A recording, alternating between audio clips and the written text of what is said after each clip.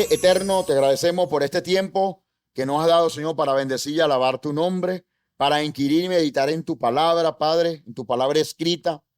Ahora, Señor, estaremos disertando la instrucción de tu palabra a la luz de las porciones semanales.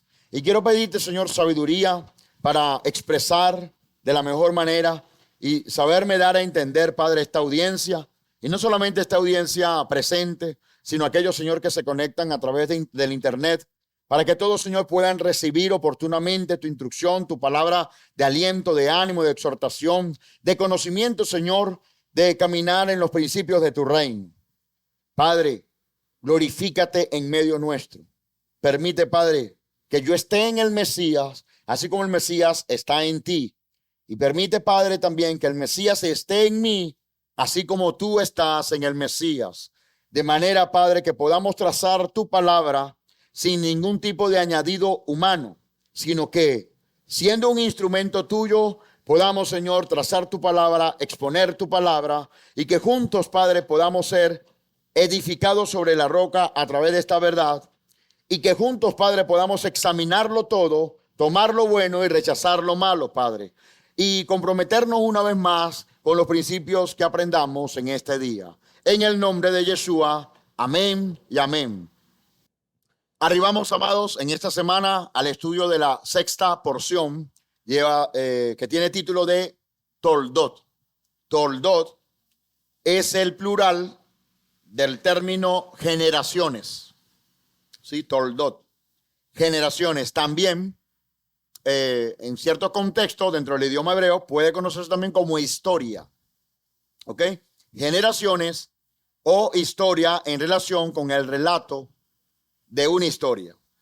Esta porción de Toldot, en la número 6, se encuentra en Génesis, capítulo 25, versículo 19, al capítulo 28, versículo 9.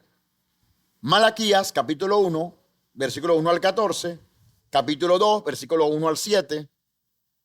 Romanos, capítulo 9, versículo 6 al 16, en el Nuevo Testamento, pacto renovado.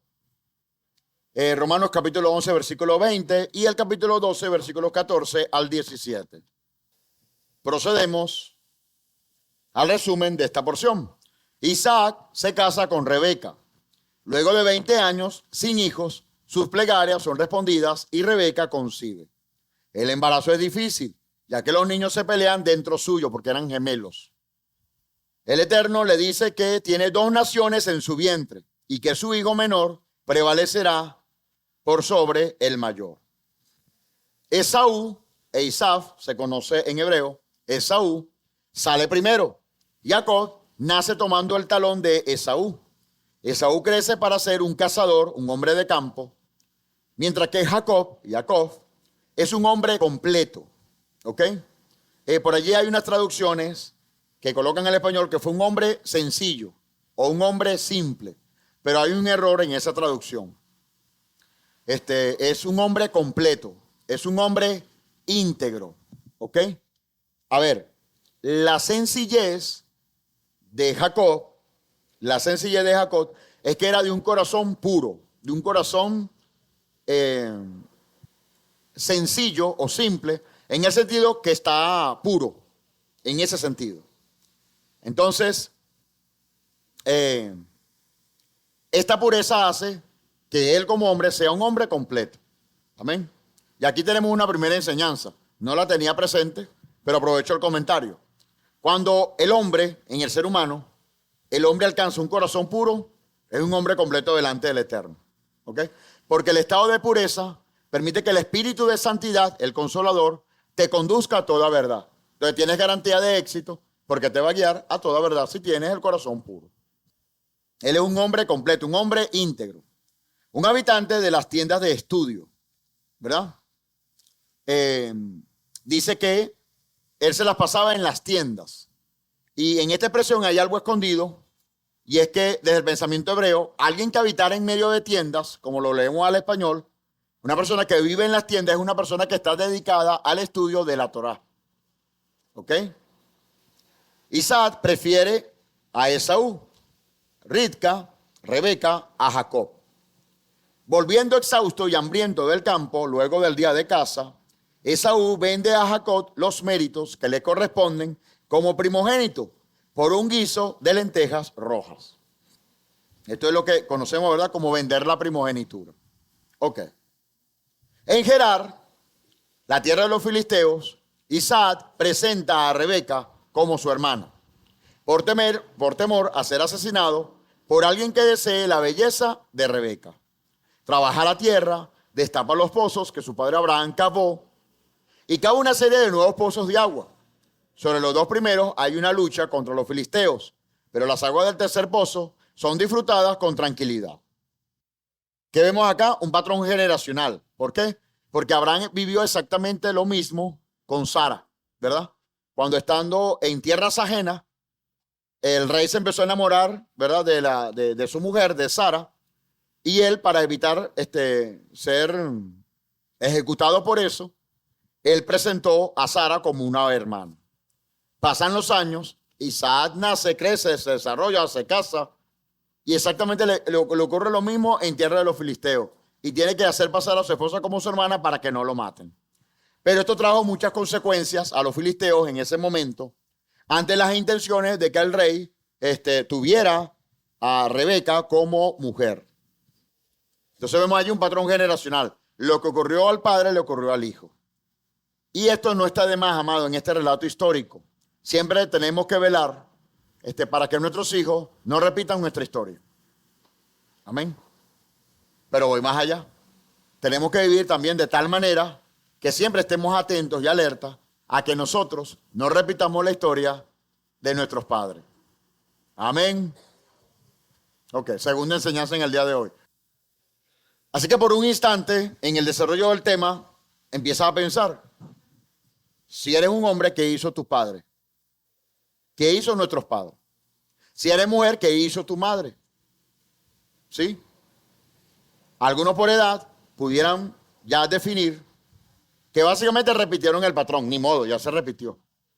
Pero ahora nuestro compromiso con el cielo debe ser mantenernos en constante revisión en cuanto a nuestras decisiones para no repetir el patrón de nuestros padres. Amén. Y para evitar que nuestros hijos repitan el mismo patrón que nosotros decidimos en nuestra propia vida. ¿De acuerdo?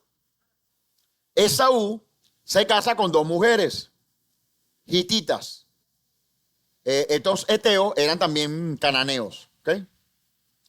Y usted mira, bueno, o eran hititas o eran cananeos, Rafa. Bueno, es como que yo le diga que hay dos mujeres que son guaras. Si son guaras, ¿de dónde son? Pero también son venezolanas.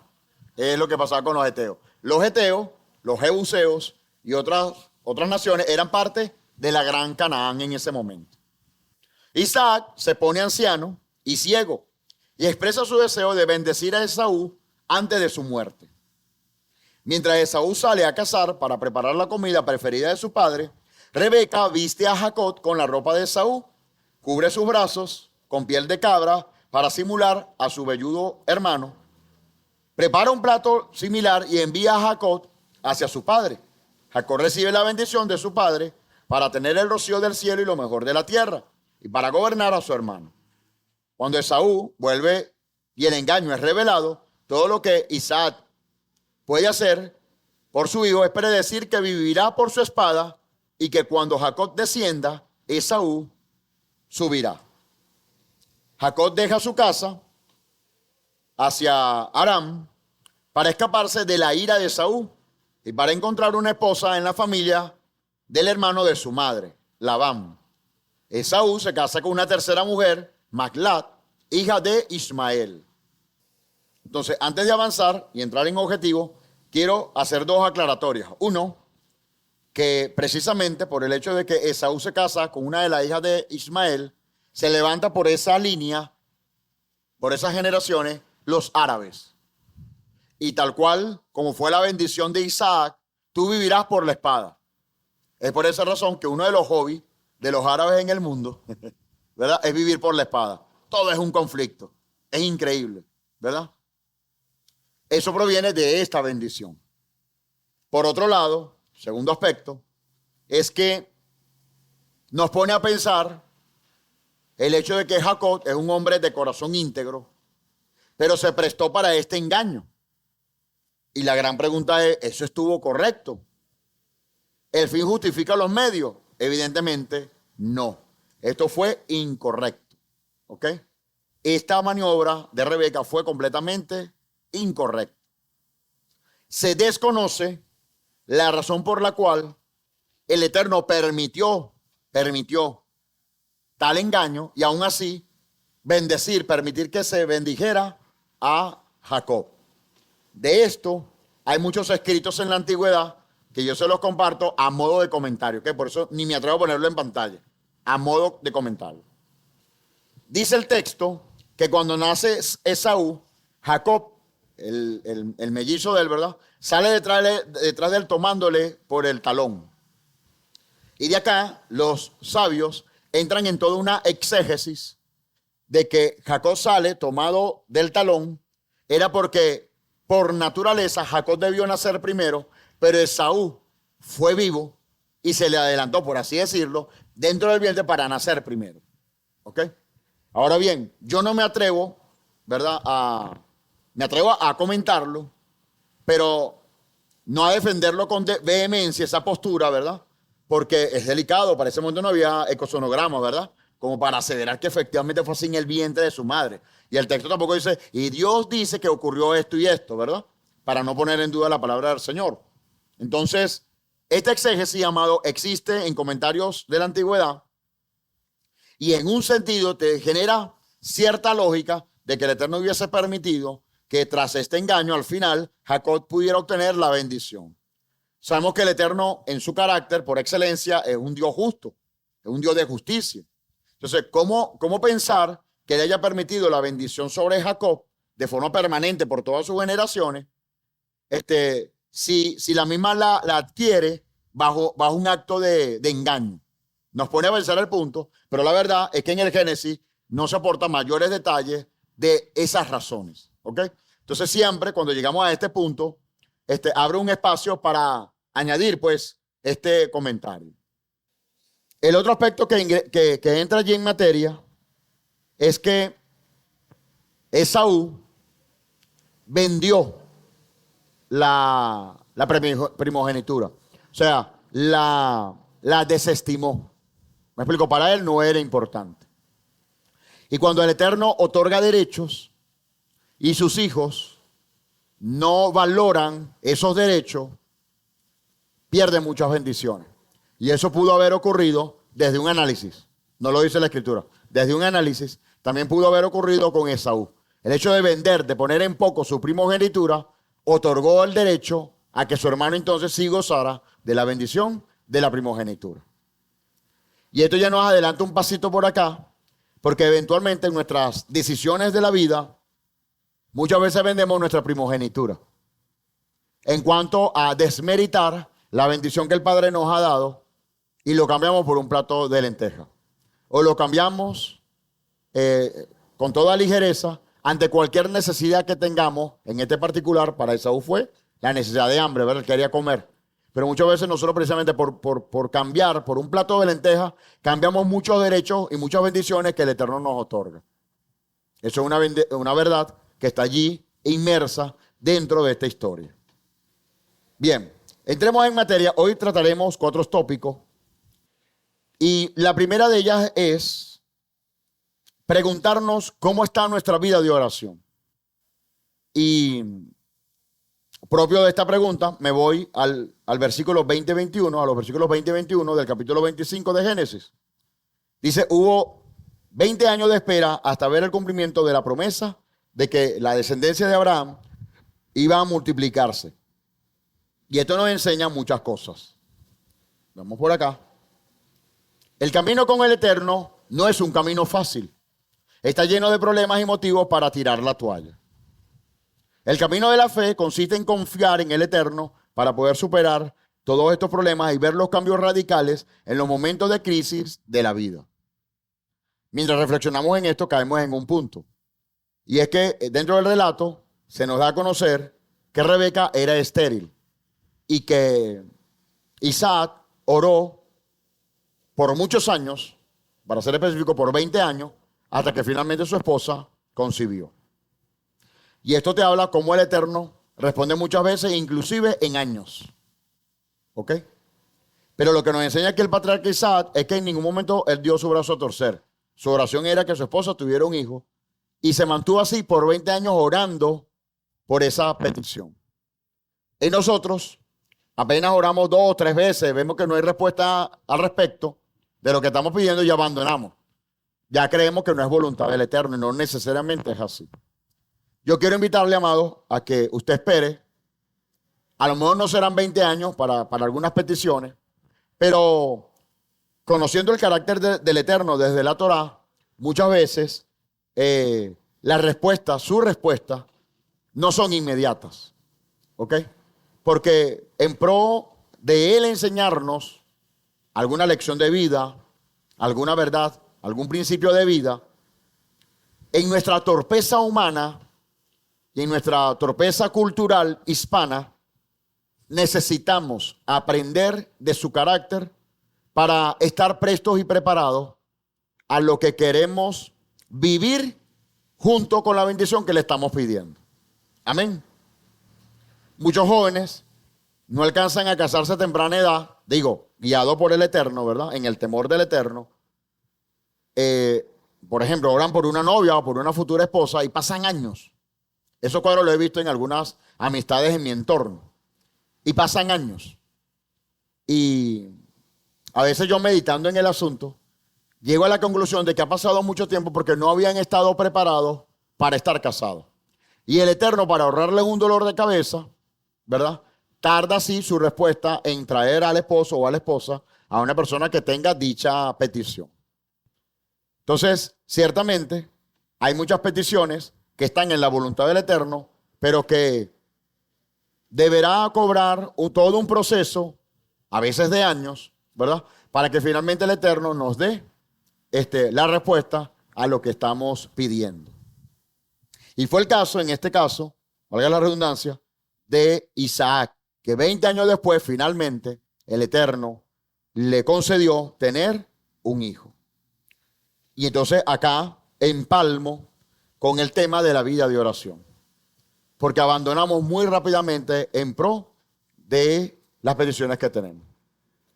Yo recuerdo 40 días antes de las elecciones, cuando el Eterno nos dio la instrucción de orar de forma permanente por Venezuela y la situación sociopolítica acá en Venezuela.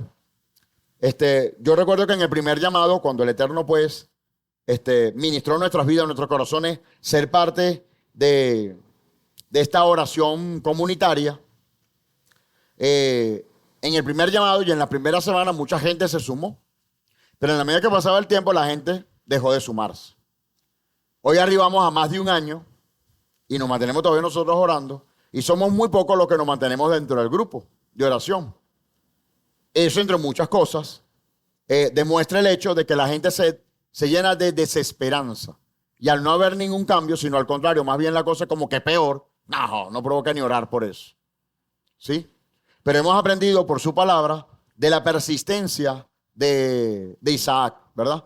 De que a pesar de no ver la mano del Eterno de forma inmediata, seguimos orando por ello. Y seguiremos orando por ello, amén. Y seguimos orando por el concepto de Venezuela, que ha sido uno de los objetivos que el Eterno nos ha mostrado. Así como ese particular, usted en su vida personal ha pedido muchas cosas al Eterno, que al no ver respuesta, usted se moviliza a otro lugar, a tomar otras decisiones, a abandonar ya esa petición de oración y orar por otras cosas. Entonces viene la gran pregunta una vez más: ¿cómo está nuestra vida de oración? Nuestra vida de oración, amado, no puede dejar de persistir, no puede dejar de ser constante. Amén. Por las diversas peticiones que puedan haber. Hace un tiempo, limpiando la casa, recogí unos cuadernos viejos donde yo tomaba nota de enseñanzas, estudios, y eventualmente yo escribía lo que yo le pedía al Señor. Y de verdad que hasta se me olvidaba, ya no le pedía más por ello. Y entonces pasaban los años, y cuando veo las notas y veo que el Eterno ha respondido mis oraciones, quedo sorprendido de que el Eterno efectivamente no dejó de escucharme nunca. Solo me preparó para entregarme lo que oportunamente, debía entregarme en su tiempo y no en los míos. Amén.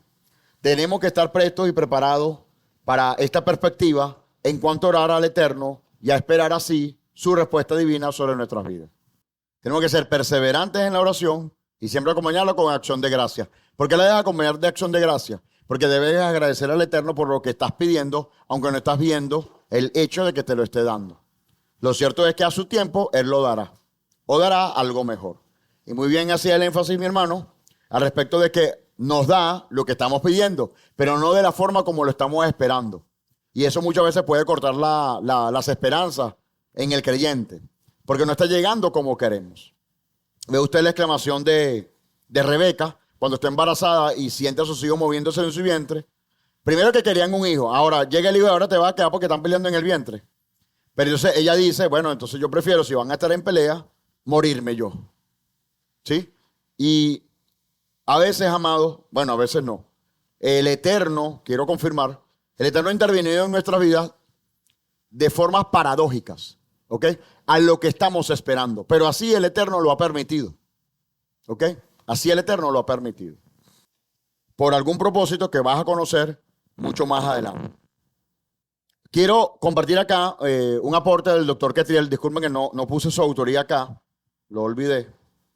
El doctor Ketriel, al respecto de esta porción en las Escrituras, dice: este texto nos enseña que las promesas del Eterno no se cumplen sin la colaboración del hombre. Aunque Isaac había heredado las promesas dadas a su padre de que su descendencia sería como las estrellas y como la arena del mar, no se quedó quieto esperando pasivamente el cumplimiento de esas promesas. Se puso a orar para que se cumplieran. El Eterno ha creado la oración para poder colaborar con el hombre en el cumplimiento de los planes en la tierra. Así que las profecías de las Escrituras no están puestas solamente como un adorno histórico de predicciones bonitas, para que nos asombremos de la grandeza del Eterno, sino para que podamos colaborar con Él para el cumplimiento de sus planes que han sido revelados de antemano. Un aspecto adicional que Él agrega acá, ¿verdad? Una vez que conocemos las promesas en su palabra, es que nosotros también ejecutemos en consecuencia, accionemos en consecuencia. Acá la religión traicionó muchísimo al creyente porque nos quedamos solamente en la oración. Y la intención es acompañar la oración con la acción. Siempre les repito a mis equipos de trabajo, a nivel laboral, cuando nos viene algún objetivo nuevo, algo nuevo que hacer, siempre les digo, bueno, señores, ya pedí al Señor que lloviera. ¿Qué nos toca? Preparar la tierra. Esa es una consigna para mí, ¿sí? Si pedimos al Eterno que llueva, nos toca a nosotros preparar la tierra, ¿sí? Y salgo de una vez a preparar la tierra. Que no llovió, asunto divino. Lo respeto. Él es el soberano, amén. Pero yo preparé la tierra porque yo le pedí a Él que lloviera. Hay gente que pide que llueva y no se activa a consecuencia de hacer algo en pro de lo que han pedido. Ese ejemplo es muy propio, ¿verdad? Para el agricultor. Señor, te quiero pedir que llueva, pero no ha llovido todavía, pero yo me voy a adelantar a preparar la tierra. Y viendo el Eterno ese esfuerzo, Él permite entonces que llueva a favor. ¿Sí? En nuestra cultura de esperanza tardía o desesperanza, acostumbramos a pedirle al Eterno a que llueva, pero pocas veces salimos a preparar la tierra. Quedamos en la expectativa. ¿Y si no llueve? ¿Sí? Y si el Señor no me está escuchando, o si no es la voluntad del Eterno, y quedándonos en este tipo de argumentos, no salimos a preparar la tierra. Entonces siempre tenemos que actuar en consecuencia. Voy a preparar la tierra. Amén. Vamos a preparar la tierra. Si le hemos pedido al Eterno que llueva. Esto es oportuno y es necesario. Ahora, tratándose de la oración, y ya acá se despliega toda una enseñanza acerca de la oración, vale la pena ver los tipos de oración que nos enseñan las Escrituras, y en este particular, específicamente la Torá, ¿verdad? Nosotros, amados, en condiciones normales, deberíamos orar 3 veces al día. 3 veces al día, ¿ok? Como modelo de oración, los patriarcas nos enseñaron la oración de la mañana, la oración de la tarde y la oración de la noche. La oración de la mañana fue enseñada por el patriarca Abraham. El relato dicta que él se encontraba orando en horas de la mañana. Esa oración de la mañana se conoce como Shaharit, ¿ok? Shaharit, que traduce literalmente amanecer, ¿ok? amanecer. La oración de la tarde se conoce como la oración de Minjá. Minjá traduce ofrenda. Y la oración de la noche, Arvit. Esto lo he aprendido en este particular del judaísmo. Apenas abro los ojos, estoy dormido y apenas abro los ojos y despierto, hago una oración breve agradeciendo al Eterno por extender su misericordia y darme vida por ese día. Acto seguido, oramos en los grupos, nuestro grupo comunitario de WhatsApp. Siempre paso un recordatorio a las 6 de la mañana, generalmente a las 6 de la mañana. Si no, se me adelanta mi hermana o a veces lo pasa mi hermana, ¿verdad? Pero en ese lapso de tiempo o un poco antes, si me toca viajar, yo me adelanto y les paso el aviso a las 6 de la mañana. Pero hacemos siempre una oración en la mañana de gratitud. Esa es la oración del Shaharit. Hay un modelo donde le acompañan una serie de salmos y una serie de rezos inclusive. Que por cierto, alguien me preguntaba al respecto, un hermano de otra congregación, me preguntaba sobre algunos particulares sobre el tema de la oración. Fíjense, amado, no sé usted, fue mi experiencia en el cristianismo tradicional, nos enseñaron que nosotros oramos, no rezamos, ¿sí o no? ¿A quiénes aprendieron eso? Hubo una idea muy bien tallada en el cristianismo, ¿cierto? Nosotros oramos, no rezamos, ¿cierto? Y señalamos al católico, ¿no? Porque ustedes lo que hacen es rezar y hacer repeticiones vanas de palabras, ¿verdad? Bueno, hemos aprendido desde la perspectiva hebrea que no está mal rezar, ni está mal llamar rezar, ni está mal efectivamente rezar. Voy a explicar acá. Rezar efectivamente implica repetir palabras, pero eso no está mal si tenemos una guianza de cuáles son las palabras que vamos a repetir. En otros países y en otras culturas, hablar de rezar es sinónimo de oración. ¿Ok? Así que si alguien de ese otro país nos visitara y nosotros decimos, vamos a orar, amados, por la enseñanza. Y oramos para él, es un perfecto rezo y no pasa nada. En su mente es un sinónimo. ¿Sí? Es un sinónimo. ¿Cuál es la diferencia entre rezar y orar? Que cuando oramos nos expresamos al Padre de forma espontánea. Hay lugar para eso, se puede hacer. Pero también hay rezos, donde hay un modelo, donde hay unas palabras, donde hay unos salmos que se recitan. Y muchos de ellos prevalecen desde el segundo templo de Salomón hasta nuestros días se han preservado. Y orar según esa guianza, como lo está repitiendo, es un rezo. Ahora, ¿dónde surge la diferencia? Nosotros que perseguimos tanto a los católicos. La diferencia va a estar, amados, en no hacer una vana repetición. Yeshua no está en contra de que se repitan palabras. Yeshua está en contra, según Mateo capítulo 6, él está en contra de que se hagan vanas repeticiones. ¿Me explico? Yo puedo repetir, por ejemplo, cuando yo recito un salmo, yo estoy repitiendo lo que dijo el salmista David. Pero si yo lo estoy haciendo con vehemencia, con fe, creyéndole, ¿verdad? Que el efecto de esa palabra, que las promesas que estoy leyendo se cumplan en mi vida, en la audiencia, donde quiera que yo esté expresando este salmo, estoy haciendo una repetición, pero no me es vana porque yo estoy creyendo y lo estoy haciendo con toda conciencia del por qué lo estoy haciendo. ¿Sí?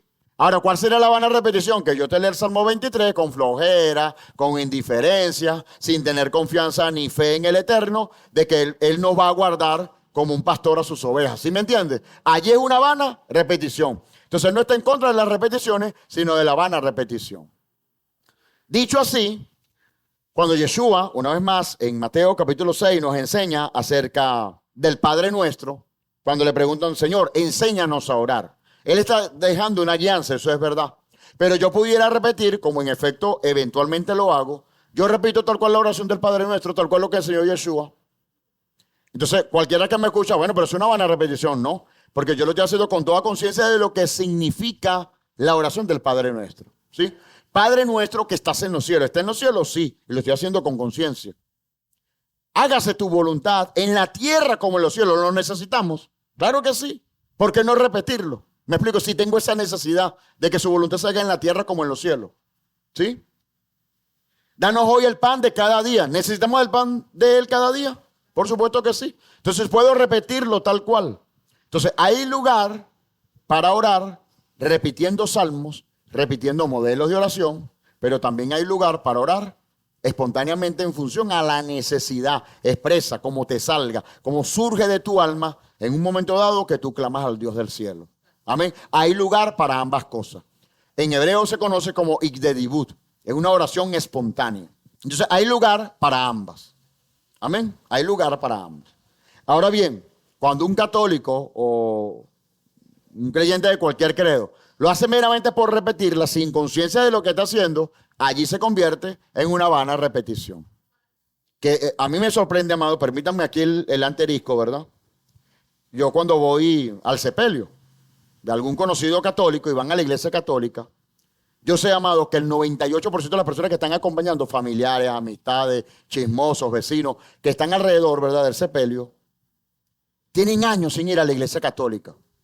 Pero entonces cuando están en las oraciones, los tipos se la saben de memoria todo. No entiendo eso. No lo entiendo. Para mí eso es un fenómeno. Todos se la saben de memoria. Y son piadosos. Y tienen estilo. Yo me quedo sorprendido de aquello. Todos se la saben de memoria.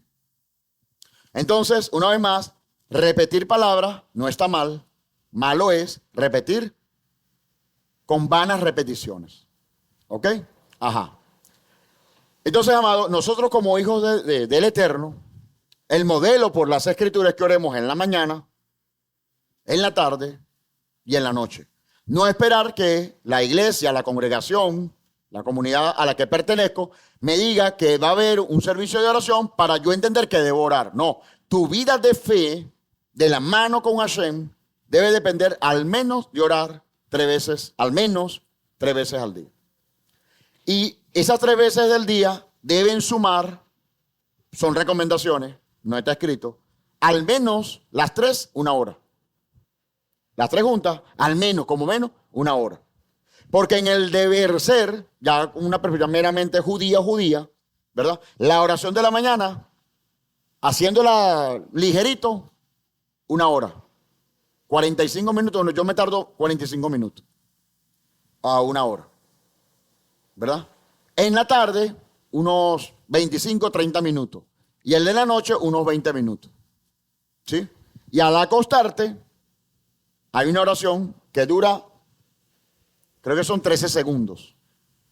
Más de esto en otro momento. Pero hay herramientas, amado. Y esto es importante porque lo que yo he aprendido es que cuando tú oras en la mañana, no sé cómo explicar, ¿no? Pero es una comunión que entra en carga nueva, ¿no? Es como una recarga nueva, con un nuevo saldo, ¿verdad? Con un paquetico, ¿verdad? Con fuerza espiritual para afrontar la mañana. Y entonces, en el quehacer diario, preocupaciones, conflictos, situaciones que resolver, ¿verdad? Cuando ya te llega la hora de la tarde, viene como un agotamiento porque ya tienes más de 8 horas despierto. Entonces, a eso de las 3 de la tarde hay que apartar un tiempo para orar al Eterno. Como yo trabajo 8 horas diarias, como mínimo, en esa hora de la tarde generalmente no hago la oración de mi hija con toda dedicación, pero me abro un espacio de al menos unos 5 minutos para orar al Eterno. ¿Ok?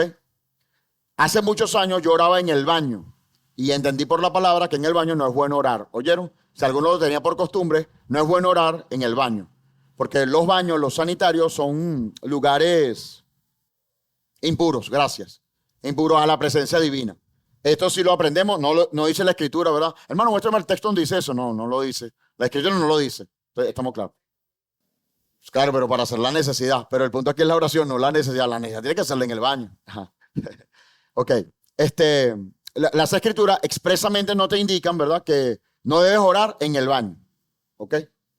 Ahora, reconocemos que es un lugar impuro. Ahora sí va la cita en la Torá, ¿verdad?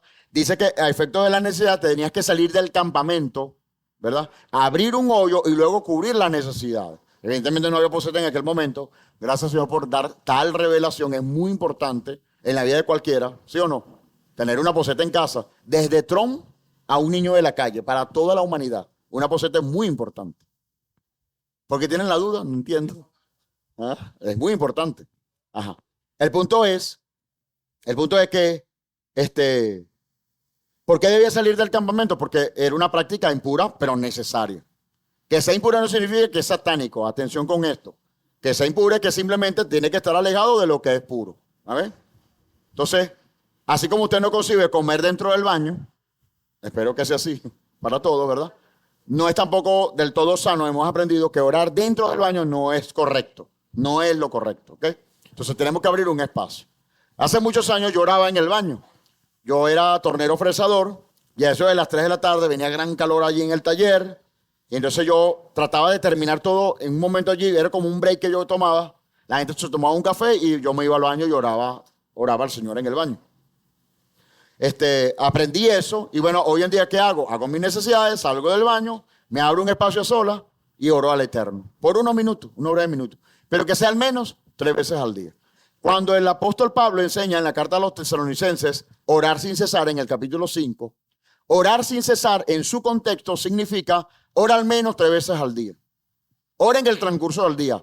¿Pero cuándo? La mañana, en la tarde y en la noche. ¿Ok? ¿Y cómo reconocemos eso? Porque la Torá, después que se erige el templo, se presentaban 3 tipos de sacrificios. En la mañana, en la tarde y en la tarde-noche. Para decir la noche, tarde-noche. Había 3 sacrificios en el templo. Pero los salmos declaran que nuestras oraciones son semejantes a ¿qué? Al saumerio que se quema, a la ketoret, e incienso que se quema y el Eterno lo recibe como un olor grato. Esa práctica, cuando ya no hay templo, son nuestras oraciones. Entonces tenemos que presentarle esto a Él. También otro aspecto que enseña la Escritura es que la oración es alimento al Eterno. ¿Cuántos han leído eso? Sale en la Escritura. La oración es alimento al Eterno. Entonces, amados, cuando yo cobré conciencia de eso, cambié un elemento en mi vida. Escúchame. Porque decir que orar, porque bueno, necesito tener fuerzas de Él. Bueno, mira, yo siento fuerza, yo no oro, porque me siento bien. Pero cuando me fue revelado que la oración es alimento al Eterno, yo lo dejo hambriento cada vez que no oro. Yo lo dejo sin comida. ¿Usted dejaría a su hijo sin comida? Usted tiene 3 hijos, le sirve a 2 y deja a 1 por fuera. No, espérate. ¿Verdad que no? Bueno, ¿cómo pensar que dejemos al Eterno sin alimento? Cuando yo entré en ese nivel de conciencia, pedí perdón y trato, amado, en lo posible, mantenerme en total comunión, pero bajo la conciencia de que cuando estoy orando, estoy elevando un olor grato a Él y Él se alimenta de eso. Yo quiero invitarte a que lo puedas ver así. Lo empieces a ver así. Otro espacio que yo elijo para orar cuando estoy de viaje, que me están llevando en un vehículo de transporte, yo siempre me voy atrás para ir orando. Me voy en comunión, aprovecho ese espacio de tiempo para mantenerme allí en comunión. ¿Ok? O en la espera, por ejemplo, antes en los bancos que ven aquellas colas que tú no sabes dónde empezaban, dónde terminaban. En esas esperas yo abro un espacio para orar al Eterno. ¿Ok? Cada espacio de espera yo lo aprovecho para orar al Eterno. ¿Ok? Y eso te mantiene activo en defensa espiritual para el bloque de la mañana, para el bloque de la tarde y para el bloque de la noche. Amén. La oración del Shaharit fue enseñada o modelada en la Torah a través del patriarca Abraham. La oración de la tarde, Minja, a través de Isaac. Y la oración de Arbit por Jacob. ¿Ok? Si usted lee su biografía, usted se dará cuenta en qué momento ellos están orando. Y allí el pueblo de Israel tomó el ejemplo a través de los patriarcas para ellos ahora estar orando en esos 3 momentos del día. ¿Cuáles son los objetivos de la oración? Bendecir al Creador. ¿Sí? Nuestras oraciones típicas siempre es pidiendo y pidiendo y pidiendo. Vamos a orar al Señor y es pedir. Y oramos al Señor para pedir y pedir y pedir. Hay oraciones para pedir. Pero toda oración, amados, tiene que empezar con un reconocimiento y gratitud, expresión de gratitud al Eterno. Y si usted tiene duda, pregúntele a Yeshua. Cuando los discípulos le preguntan, ¿cómo debemos orar? Él dice, bueno, pidan lo que ustedes necesitan. No, él dice, Padre nuestro que estás en los cielos, santificado sea tu nombre. Amén. Esta expresión, Padre nuestro que estás en los cielos, santificado sea tu nombre, es un reconocimiento a quien Él es. Y después, si quieres, pide. Pero empezamos primero por la bendición, por la gratitud, por el reconocimiento a quien es Él. Amén. El agradecimiento, ¿verdad? Después de eso podemos desahogarnos, podemos orar para recibir fuerzas o tener fuerzas, tener equilibrio espiritual, interceder por otros, pedir ayuda. Son algunos de los objetivos que acompañan la oración. Vea usted que no hay ninguno de capricho, ¿me explico? ¿Por qué? Porque el capricho siempre es una añadidura, ¿sí? Señor, quiero tener los zapatos de la última moda, la última marca, lo tiene todo el mundo menos yo. Dame ese par de zapatos. No, eso es añadidura. La Escritura nunca te enseña a orar por añadidura, porque por el hecho de que es añadidura, no tienes que pedir por ello. Eso tiene que venir consigo. Amén. Muy bien. La oración efectiva tiene estas características. Está alineada a la voluntad del Eterno. ¿Ok? Está alineada a las promesas del Eterno, por ejemplo. Ella es continua, es intensa, es consistente, es vehemente, es insistente, es abundante, es multifacética, enérgica, ferviente, desinteresada, dolorosa, angustiosa. Amén. Vea, cuando nosotros oramos en Shabbat, a primera hora de la mañana, perdón, a primera hora del servicio, quiero decir, que por cierto quiero invitarles a todos, amados, a que unamos esfuerzos para estar en esa oración. Si usted está presente en esa oración, el efecto en medio del tiempo de alabanza es diferente. ¿Me explico? Porque estás en sintonía. ¿Sí lo ves? En la medida de lo posible, quienes puedan, sumémonos desde el principio para tener ese tiempo de oración. Cuando hacemos la oración de la mañana en Shabbat, si ustedes se han podido dar cuenta, quienes han llegado así más temprano de forma permanente, usted se da cuenta que yo, a diferencia, digamos, de la práctica tradicional, Señor, te doy gracias por este día. Pongo en tus manos a los músicos, a los cantores, y que el servicio de hoy, Señor, tú te glorifiques y listo, amén, y me voy. Es una oración. Pero usted ve que nuestra oración se torna en una súplica, ¿sí o no? Se torna en un clamor. A veces nos quebranta ya empezando el servicio, porque nosotros hemos entendido qué es lo que significa y cómo es que se debe orar, ¿sí? Y prepara nuestros corazones para luego alabar su nombre. Amén. Es diferente el efecto, ¿sí? Pero es por el entendido de lo que significa orar al Eterno. ¿De acuerdo? Algunos testimonios. Leía en estos días, un avión ingresaba a Houston y empezó con fallas, ¿no? De descenso.